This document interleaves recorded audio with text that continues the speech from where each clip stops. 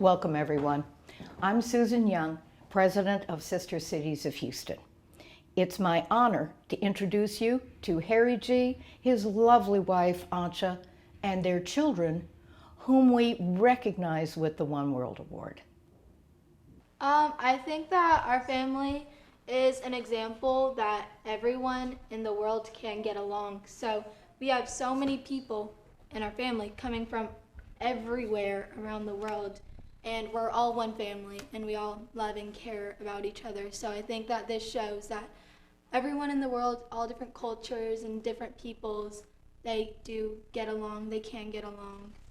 Normally, you would if you're like in family of three pairs of parents, you'd get all the grandparents confused because you would get them all confused in grandma and grandpa. But since we get to call them all different things, we know who everyone's referring to, and that way there's never really any confusion on who you're talking about. Like her, it's Lolo Lola and Oma and Yeye. Her, it's Oma Gong Gong and grandmother and granddaddy. Yeah, and for me it's Oma Gong Gong and Abuelo and Abuelita. I love you, Yeye. I love you, Gong Gong. I love you, Gong Gong. 1, 2, 3. I love you, Gong Gong. Kids, I think it's ironic and fate that we now live within walking distance of where Mom and I met. It turns out that I'd been playing tennis with a friend of ours. Well, we took a break. Turns out that on that occasion, Ancha had been playing with a friend of hers on the next court. I was here working as an au pair girl, and the street down from where I was, there was another young German girl, also an au pair girl. She had been playing a little tennis and asked me if I wanted to play. I said, that always was my dream, but I have no clue how. I had no racket. She said, that's okay, we have rackets in the house. So she brought the racket. We went out to play tennis and hit the ball. We went to get a sip of water on our way out. And then this guy comes talking to us. That was Harry's friend. We visited for a couple of minutes, and thereafter he invited him to join us for a movie that evening. Well, he hadn't checked with me, but I already had a date that evening. So he did the honorable thing. He took both girls out. And so, but most importantly, I was able to get Ancha's telephone number and was able to go ahead and make the contact thereafter. But I do remember we went to Baskin-Robbins. That was my first time I went to a Baskin-Robbins. He said, we can go to our Baskin-Robbins afterwards. And I said, I don't even know what Baskin-Robbins is, but I guess I'll find out. So we went to have our ice cream. And then eventually we played again. I guess that's how I learned to slice the ball, because that's what Dad did. So notwithstanding, it really was a love set. I'm Andrew, I'm the oldest, and then... I'm Claudia, the middle child. I'm Sonia, I'm the baby. And because of your immigration practice, Dad, I think one thing that also really impacted me was all the different people that we got to meet through that from all around the world. Certainly has helped me learn to relate to an entire variety of people that I come across, whether it's in work or play, and being able to connect with people because we had that exposure and that experience growing up. So through the travels, through families, and because of your work, we had a lot of connections. And the other thing that I cherish so much is both of your commitment to other people and how much you give so much of yourselves for others, and whether it's giving for us or for our extended family or into the community, just recognizing that we have been given so much and to be grateful for that and to appreciate all the privileges and things that we have, and then to feel this sense of returning that and giving back to the greater good. And when we were younger kids and we would go out to a Chinese restaurant, and our big family joke was always, let's see how long it takes before somebody comes by to say hello to Dad. Because it didn't matter what Chinese restaurant we went to, there was always somebody there that knew him and really that appreciated him. And I think as kids it was sort of a funny game and a joke. And I think the older I've gotten, the more I've come to really appreciate just how many lives that you all have touched in our community, and how many people are grateful for the way you've extended hospitality or graciousness, the doors that you've opened. You've mentored people, and recently, I think more and more, we've had people reach out to us and just vocalize their appreciation for you're Harry's daughter. Yes. Or tell you now you're Claudia's father or Andrew's father, Sonia's father. Making each other happy? Yes, why great. not? It's costing me too much money to make you happy. That sounds good to me. It's always better. Hello. I have known Harry G for almost 18 years, ever since we moved to Houston in 2004, when my husband David became the president of Rice University. Of course, knowing Harry G, you also get to know Anja G and the extended G family. They are amazing people. They are famous lawyers, doctors, and nonprofit organization leaders. They truly serve the community really, really well. And we have the honor of joining Harry and Anja and the extended G family for many of their family events. Every time we go, we feel so welcomed. And of course, Harry is an amazing leader in the community. I think Harry was one of the first people I met in Houston, even before we moved down. I think I had a lunch with him or a dinner and some others, and he was important for a number of reasons. One, we were concerned about the strength of the Chinese American or Asian American community here in Houston, and Harry, of course, has been a real force in that community, and we've really gotten to see that firsthand. But of course, his influence and recognition across the city is far broader, particularly the Sister City organization, and then, of course, most especially for me at Rice University, where he has been really engaged with the university, engaged with our alumni, a strong supporter of the university, and a big fan, along with Anja, of Rice Athletics. Anja is from Germany, and I'm from China, so Anja and Harry have really been our role models, the multicultural family. Well, and I, of course, we had a connection with China, but then I had a connection with Germany, having been an exchange student there. So that was really something special for us. That mix of the Chinese and German did really resonate with us. Harry, we are so proud of you for being the recipient of the One World Award. This is such a great honor, very well deserving. Congratulations to Harry and the G family. We are so proud of you. Harry, thanks for all you've done for the communities of Houston, for the whole city of Houston, for Rice University. You and your family have really set a very high example for all of us to follow in contributing both to local communities but also global connection. Congratulations and thank you. Like so many others, I've had the honor of being mentored by Harry G. Jr. I met Harry about 50 years ago when I was a young lawyer. I didn't know anything about law, and Harry gave me my first job as a law clerk, and I became his first associate. I learned a lot about being a lawyer from Harry, how to think like a lawyer, how to act like a lawyer. Harry taught me many lessons, and one lesson I really learned was that in immigration law, if anybody was to get their visas, it was going to be our clients, because we were going to work harder and know more than anybody else. I've taken that to heart over the years. Harry also taught me a lot about politics. He introduced me to people like Jimmy Carter when he was running for president, Leonel Castillo when he was named Commissioner of Immigration, The first campaign I really worked on was that for a colleague of Harry's, Mark White, who was running for Attorney General of the state of Texas at that time. Even when I left Harry's office, he was kind enough to give me my first set of office furniture. Over the years, we've kept in touch, and he's continued to be a role model.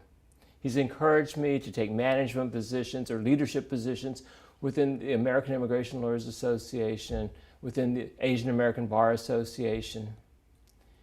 It's been said that great men plant trees, though they may never enjoy the shade. Harry, you've done so much to help others. I really appreciate it. Congratulations on your latest award. How do I know Harry G? Harry and I first met when he and I participated in the American Leadership Forum with our friend Anise Parker. We climbed mountains and hung from ropes.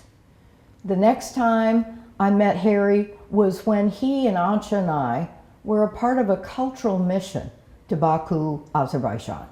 And that's when I got to know something about Sister Cities of Houston. Harry preceded me as president of Sister Cities of Houston, and he navigated a very successful Sister Cities International Conference here in Houston. We got to introduce the Houston community to Sister Cities. We introduced Sister Cities around the world to Houston, and he helped us generate a nice nest egg that serves us to this day.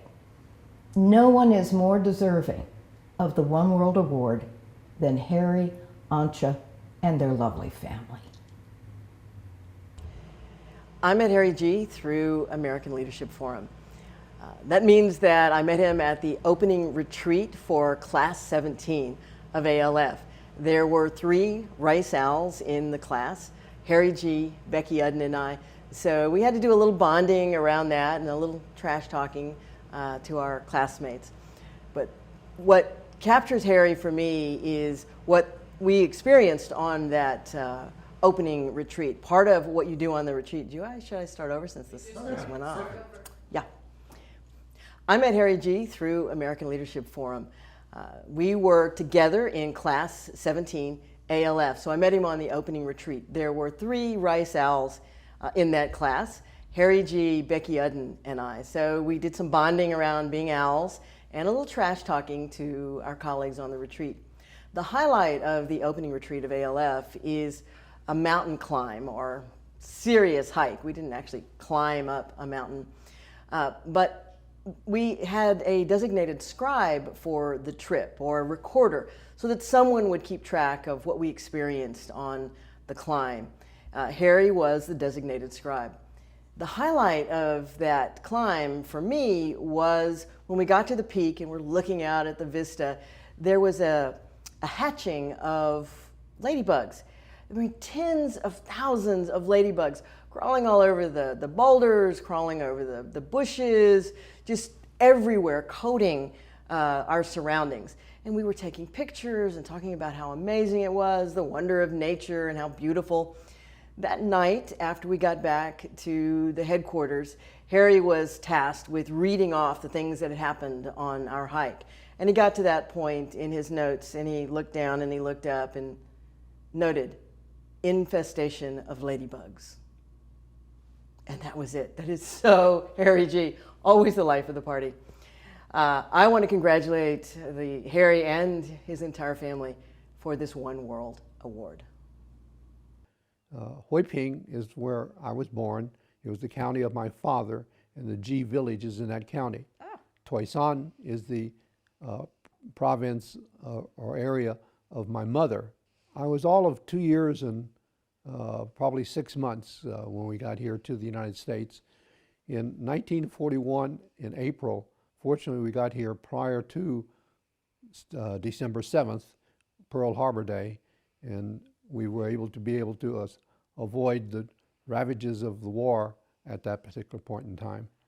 And my mother tells the story that some people saw the young babe running around, and so they graciously bought some ice cream and donated it, gave it to us. And my mother coming from China, had never had that before. So she tested it out before giving it to me. And she said it was terrible. It was cold, ice cold. It was sweet. In China, everything was essentially boiled.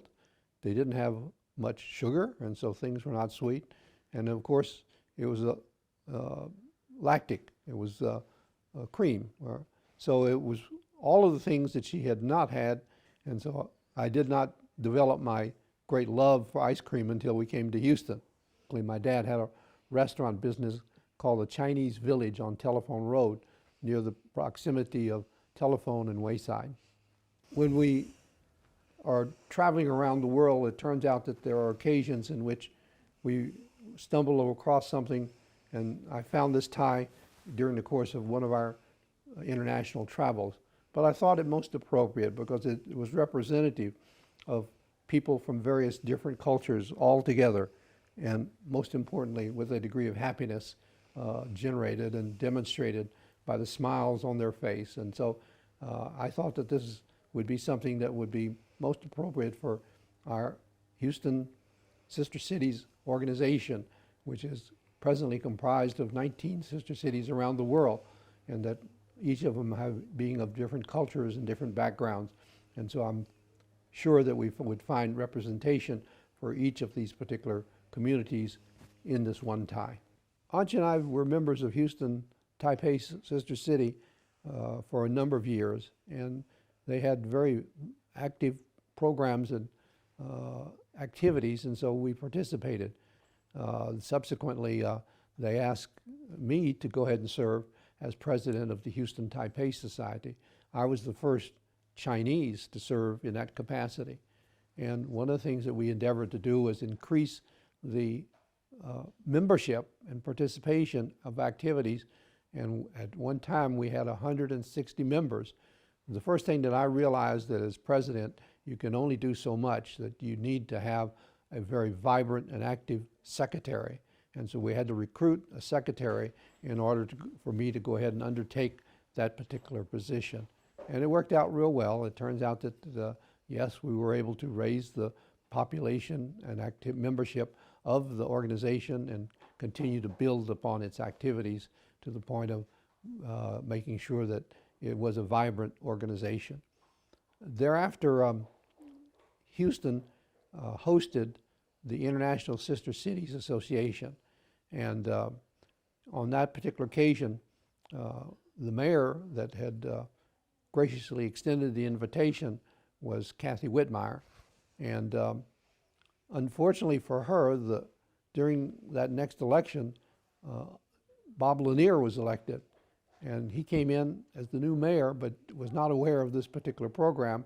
No monies and resources had been set aside for the activity.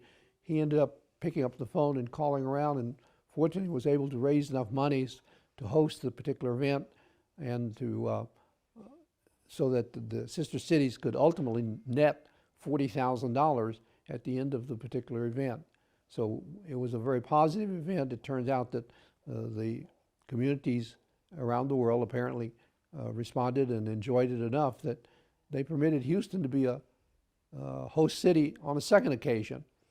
And on the second occasion, we didn't have the advantage of the mayor's office being able to go ahead and help raise those monies and resources. But fortunately, we were able to get our sister cities members to work together in collaboration, and our community went and raised the monies to host the event.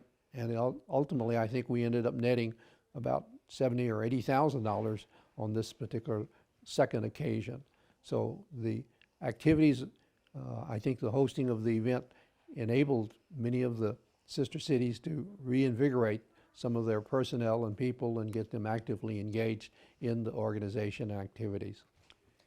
You know, in our present day, in which there's so much divisiveness and so much anger that is being emanated from one communities to the other, that I've found that there is much more that we are similar one to the other once we reach out and get to know each other.